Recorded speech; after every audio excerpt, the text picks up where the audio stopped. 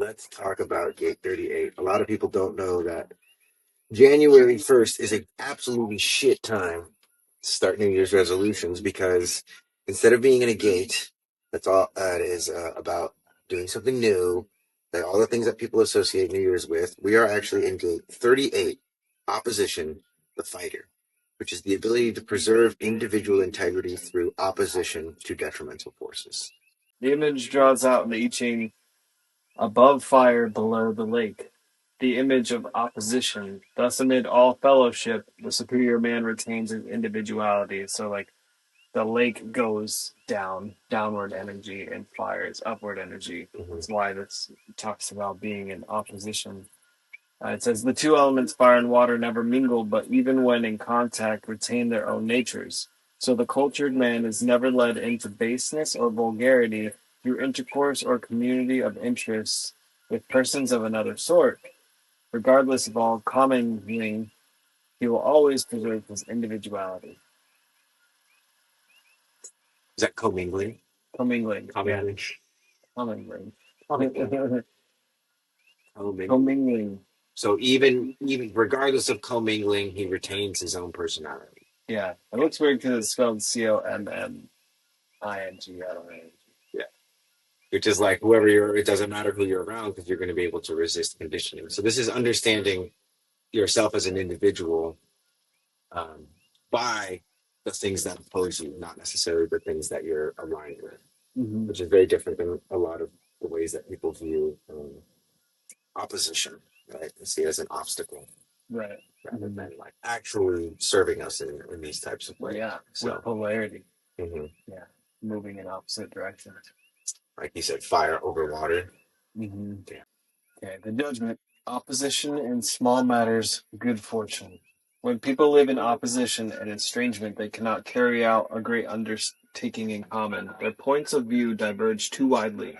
In such circumstances, one should above all not proceed brusquely, for that would only increase the existing opposition. Instead, one should limit oneself to producing gradual effects in small matters.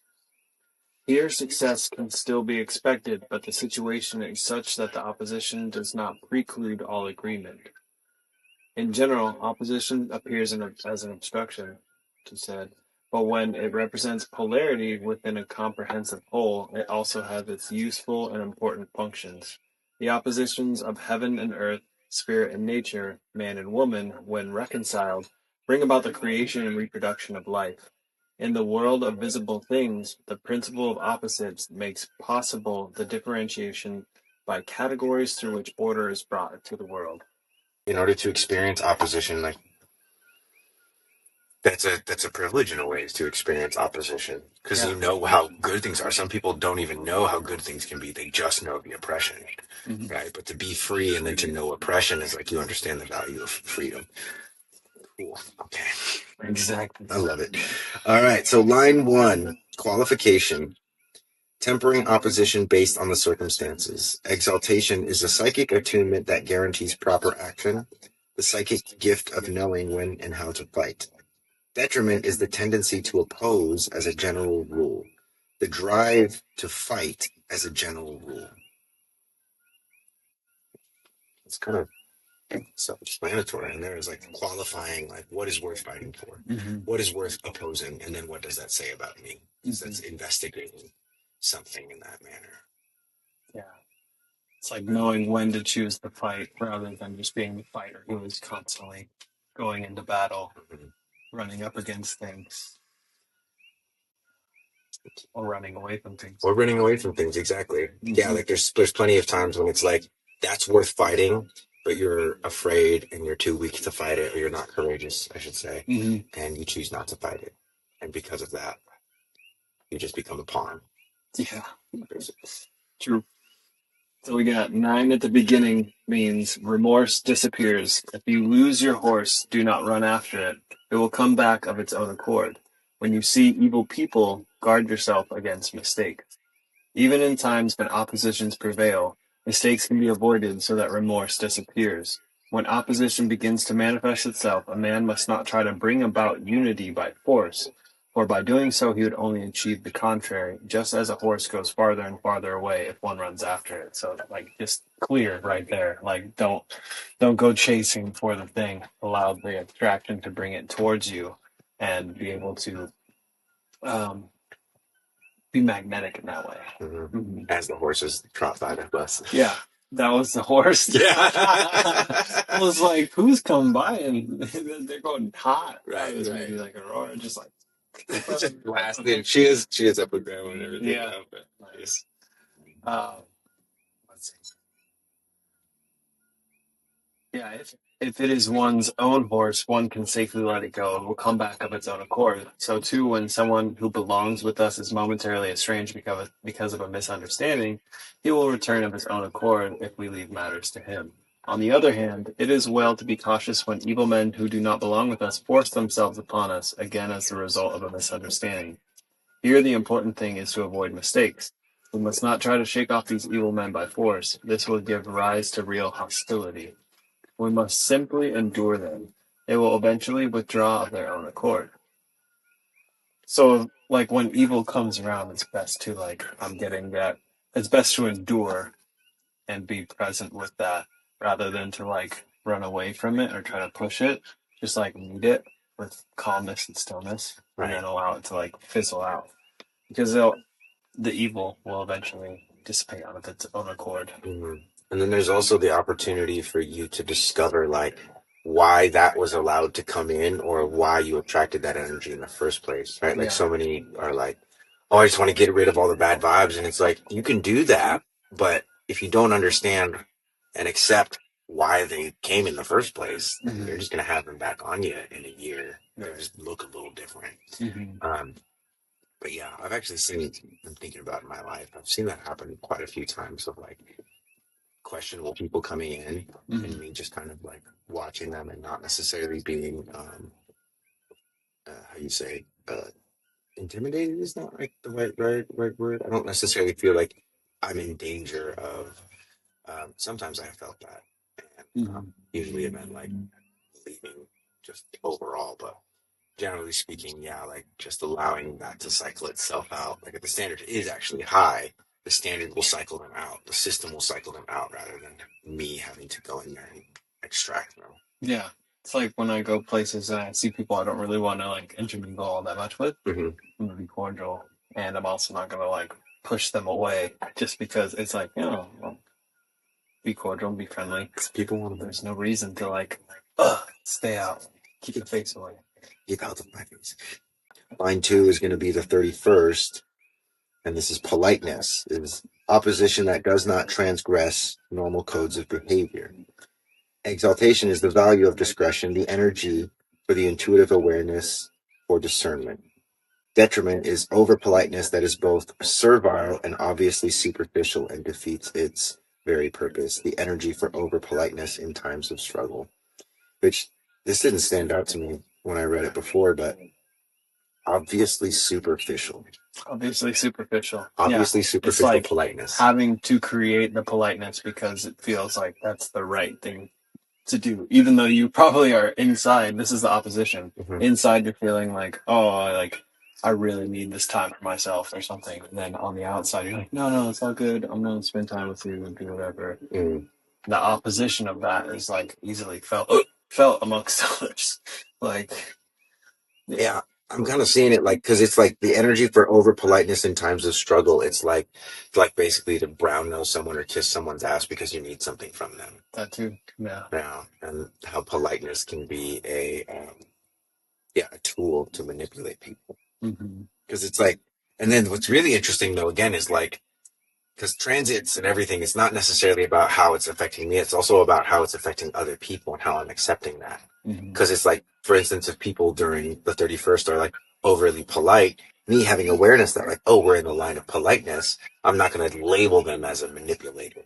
It's just like, okay, I noticed that, and let's see what happens when we're out of this transit if they're still being in that over politeness. Right. It's good to be wary of for business too, for sure. For sure, going man. into deals with people or whatever.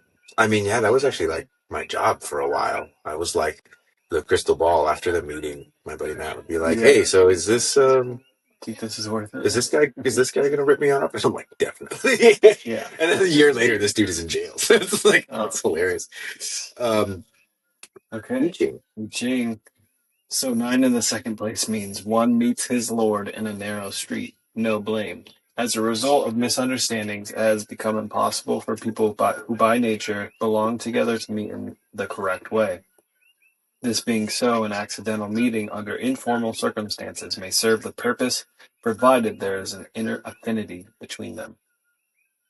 So this and what I felt with what I read before too is this is the second line, so it's the hermit line.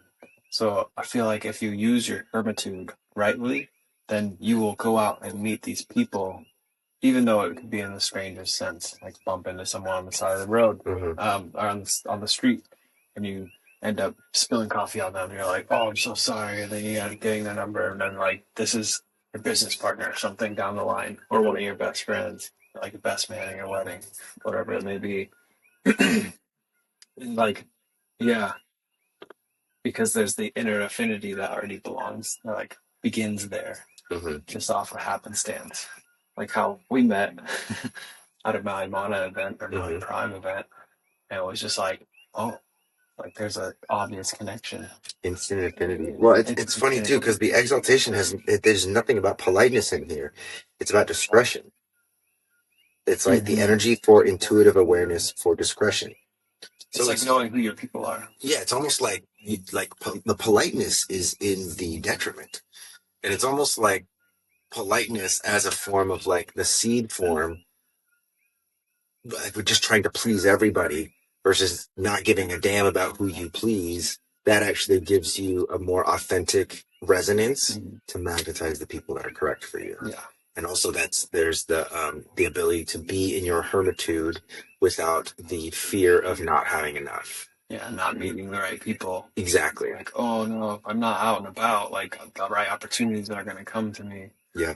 But it's like the more someone can take into their hermitude and then go out when the timing is right, when they can follow their strategy and authority, then they can go out and be in those places where they need. So on December 30th at 7:08 a.m., we go into the first line of gate 38. On December 31st, we go into line 2 at 5:18 a.m. Hawaii Standard Time. And then the new year hits, and at 3:22 a.m. Hawaii time, we go into line 3, which is alliance. The ability to sustain through integration with similar forces, thus ensuring the vitality to persevere. The energy to integrate with others in times of struggle. Detriment is selfish alliance, which saps the energy of one's partners in order to ensure personal vitality. The energy to selfishly use others in times of struggle. Yeah. Exactly. Just think about all the New Year's resolutions that are based on other people. Yeah, and what other people think that. Like, I need to be stronger, I need to be richer, I need to be prettier, etc. Yeah, and alliances are either aligned of their own accord, or people are just using each other, forcing it, to for their own gain. Yeah, definitely. And how much society is just influencing what people decide to do with themselves, especially coming into the new year, which is like we've been talking about the Gregorian calendar, not quite being on time. Like, this is the time for us to wrap everything up and see forward where we want to take what we've already used with us. Right? Yeah, well, January 1st, a lot of people see that as a new beginning, and what I've been getting from this 38 is more so about closing things and understanding, because 38 is all about the pressure to discover value based off risk. And so it's about finding what things are worth opposing, what things are worth fighting for. Kind of like the first line, right? The psychic gift of knowing when and how to fight. And then 3 would be knowing which people are aligned with you through the struggle and which people are going to cause the struggle, right? Which people are going to use you, or which people you're going to use in your times of struggle. Right. Yeah, read the teaching. Yeah. This one's wild. So 6th in the third place means one sees the wagon dragged back, the oxen halted, and man's hair and nose cut off. Not a good beginning, but a good end. Often it seems to a man as though everything were conspiring against him. He sees himself checked and hindered in his progress, insulted and dishonored. However, he must not let himself be misled, despite this opposition. He must cleave to the man with whom he knows he belongs. Thus, notwithstanding the bad beginning, the matter will end well. Not a good beginning, but a good end. That's what sticks out to me, especially like going right in. If this is the beginning of the new year, it's not a good beginning. It's a good end. It's a good way to close the chapter, like we were talking about, Mm-hmm. and like, yeah, just be with the opposition. Being in the third line, it's like, what did we learn from this past year? Mm-hmm. More so that we had opposition in, or where there was polarity, positive or negative, whatever it might be. Also, like getting your nose cut off is kind of like I think of that. Like I was mentioning brown nosing earlier, kissing ass, and also like sticking your nose where it doesn't belong. Yeah. In the sensory design stuff, we just did an episode on the throat, and Pasha is talking about how a lot of the conditioning in the throat is either speaking when it's not your time to speak, or not speaking when it is your time to speak. And kind of similarly with the nose, it's like smelling something that's not yours to smell, or like not smelling something that is yours to smell. Those are where all those like conditioned elements come in there. Right. But yeah, a good ending, focusing on the ending during this time as opposed to the beginning. This is literally where people get tripped up so much because they're so ready to again like leave their conditioning behind, leave their trauma behind, but then they're just going to end up attracting it again because they've yet to actually move through. It's like the last stretch. I remember my teachers telling me like, Marco, there's no traffic on the extra mile. Mm-hmm. And I totally get that now. Because not a lot of people go the extra mile to like grieve something fully so that they can make space for the end. Like everyone's ready to take an inhale, but it's like empty your exhale. And then that makes for a better inhale.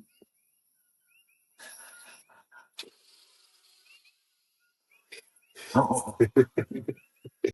This is the earth, and it's like, for me at least, I see the earth as being the thing that kind of like allows the sun transit to be grounded, right? And so 39 is obstruction and provocation, is the value of obstruction in provoking analysis, assessment, and reevaluation. Oh, yeah, it's a good idea. We're doing this. Line 1 is actually, before I do that, read the image of provocation. Yeah. So Obstruction. 39 is Chien, which is obstruction. Above we have Kan, which is the abysmal water, and then below is Ken, keeping still mountain. So we have water above the mountain, like you can imagine waterfalls or streams, Or like system, even like clouds clinging clouds to a mountain. Yep, that's probably where this is about to go with the image. I see. So the image, water on the mountain, the image of obstruction. Thus, the superior man turns his attention to himself and molds his character. Literally what we've been talking about. Go inward now. Don't go out there being like, oh, I'm going to be the best. Here's my intentions for this year. Like, don't tell anybody. Why would you tell anybody? Keep it to yourself. Mm-hmm. I feel like that's the best way to manifest it. Because then as many times as you tell other people, who's going to doubt you? How much of that doubting energy is going to be coming onto you? Something to consider.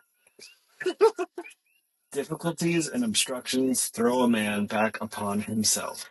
While the inferior man seeks to put the blame on the other persons, bewailing his fate, the superior man seeks the error within himself, and through this introspection, the external obstacle becomes for him an occasion for inner enrichment and education. So it's like being able to take the experience that is happening to you and be like, I'm going to learn from this, rather than being like, oh, I'm hitting an obstruction. I cannot come like through this. Mm-hmm. Like, let me hit it. And it's like, wait, what is this? Let me look at this. Mm-hmm. How am I going to learn from this instead? Right. And how does that, like, for instance, my obstructions differ than other people's obstructions Mm-hmm. in the sense of like, because this is also gate 39 and gate 38 are in the root and they're in the position of the individual circuitry. Uh-huh. So it's really about like differentiating ourselves from others, Mm-hmm. and it totally in that way. So Yeah. line one, which is going to be December 30th, Yeah. is the determination when confronted by obstacles to withdraw, but only temporarily. The energy to provoke by refusing to confront obstacles. Detriment is disengagement, is with an accompanying indecision as to when to re-engage. The refusal to confront obstacles without the capacity to know when to engage. The indecision is also provocation. So disengagement in a healthy way, like putting something on the back burner and saying, tomorrow I'm going to address this, but I'm going to give myself some time so I can be with it, versus I'm not dealing with this right now. Mm-hmm. Yeah. Yeah, giving yourself a time frame to come and meet it. Well, Mm-hmm. true investigations, they do have time limits Mm. in a lot of ways. Yeah. Because evidence deteriorates, feelings deteriorate, but ultimately time just continues to move on. Right. And if you're going to learn from your obstructions and not hit the same obstruction over and over and over again, yeah, you have to be a little bit, in a way, young with how much you disengage and when you decide to re-engage. Yeah. Yeah, because some people are running from the same problem, the same tiger, just re-manifested over and over and over again for years and years and years. Yeah. No. No. No thanks. No. So we got line 1. 6 at the beginning means going leads to obstructions. Coming meets with praise. When one encounters an obstruction, the important thing is to reflect on how best to deal with it. When threatened with danger, one should not strive blindly to go ahead, for this only leads to complications. So it's like being able to stop and investigate, like that was saying, like being able to like, oh, okay, there's an obstruction. Let me look around and see, have I dealt with anything like this before? Mm-hmm. How did it go before? Did I like the way that it went? How am I going to take on this obstruction based on the answers to those questions, Mm-hmm. right? Mm-hmm. The correct thing is, on the contrary, to retreat for the time being, not in order to give up the struggle, but to await the right moment for action. Yeah. Which is neutral kind of Jing. Well, in a way, it's like it is negative Jing. It's like withdrawing. It's like retreating. Yeah. But for the sake of not being positively drawn into it and actually having the time to rest, which is this is the 30th, right? Mm-hmm. This is the day before New Year's. Right. The day before New Year's Eve. Yeah. 30th is the day before New Year's Eve. So then we go into confrontation, line 2, on Tuesday, December 31st at 5:18 a.m. Hawaii time. Confrontation, exaltation is the instinctual and direct assault of obstacles, the energy to provoke through direct assault. Detriment is the principle of preservation that tempts one to go around an obstacle that should be tackled head on. Emotional discomfort when direct assault is essential.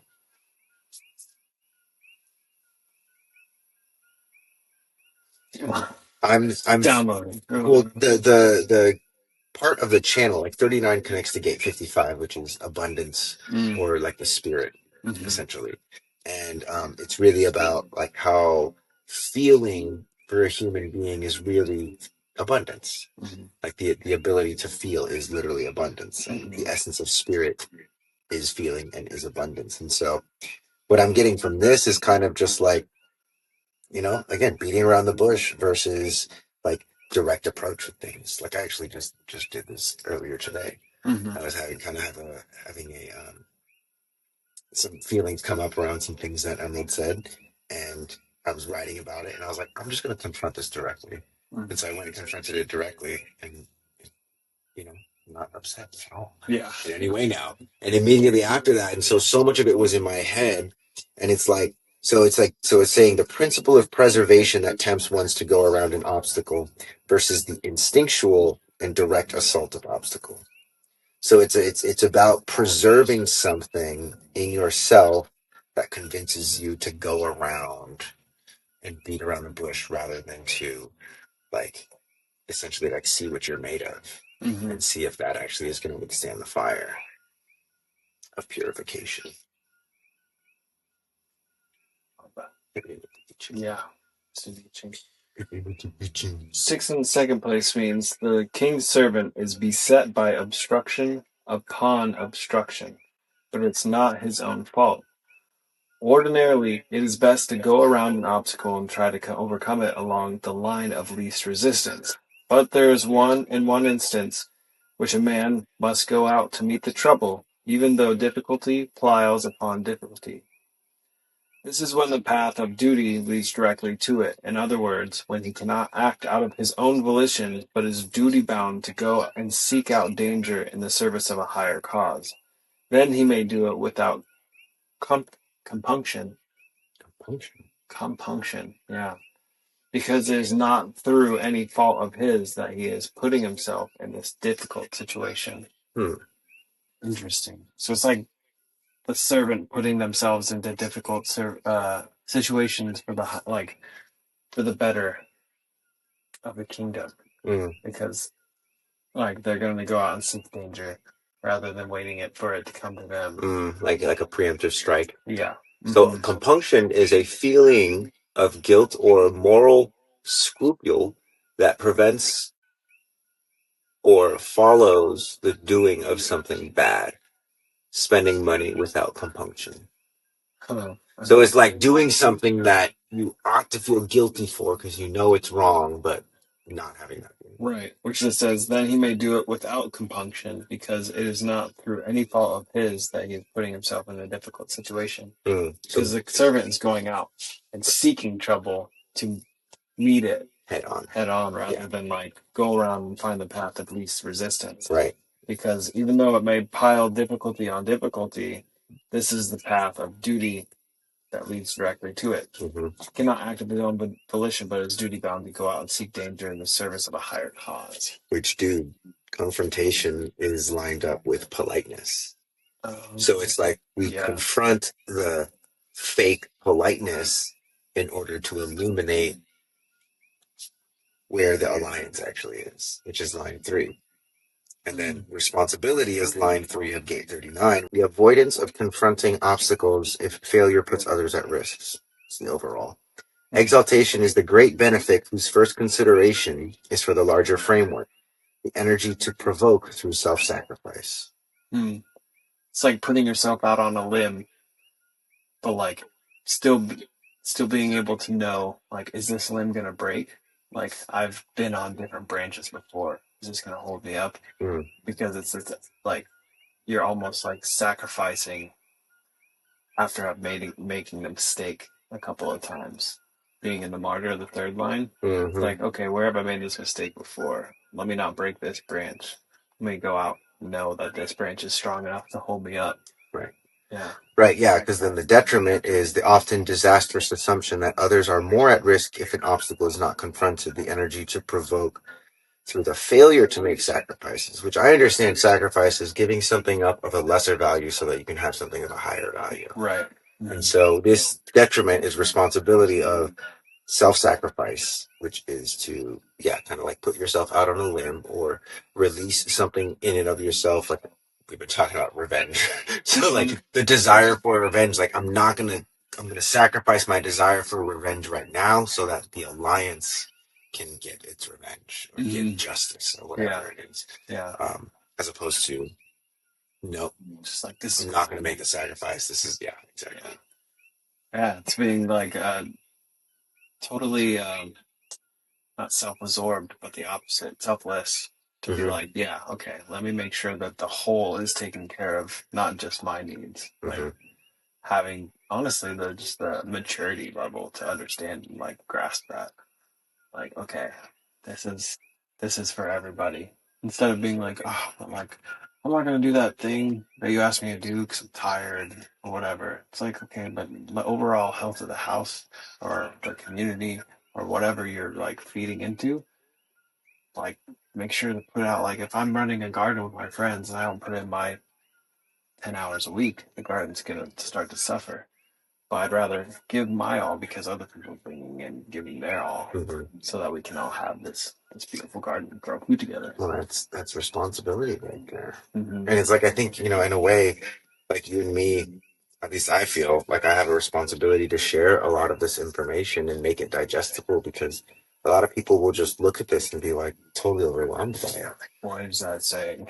Yeah. So, because, we've got this progression through the New Year's, and I think now is a good time to pause, because it's like that takes us to January 1st. We'll be back for the New Year broadcast, and we're going to talk about January 2nd, 3rd, and 4th, gate 38 and 39, line 4, 5, and 6.